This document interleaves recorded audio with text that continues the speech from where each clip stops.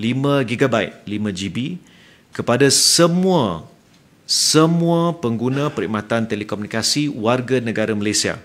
Sukacita saya umumkan bahawa Kerajaan Madani menerusi Kementerian Komunikasi dengan kerjasama strategik, syarikat penyedia perkhidmatan telekomunikasi akan melaksanakan pemberian insentif rebate rahmah berbentuk tambahan kuota data minimum 5GB, 5GB kepada semua pengguna perkhidmatan telekomunikasi warga negara Malaysia, sama ada prabayar maupun pasca bayar, pada Hari Raya Aidilfitri pertama.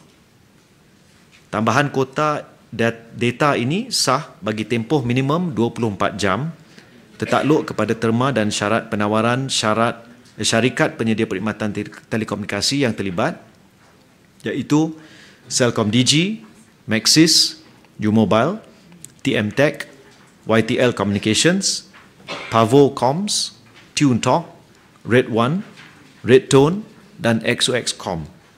Maklumat lanjut mengenai insentif ini akan diumumkan oleh syarikat-syarikat penyedia perkhidmatan telekomunikasi, dan FAQ soalan lazim boleh dirujuk di laman sesawang Kementerian Komunikasi.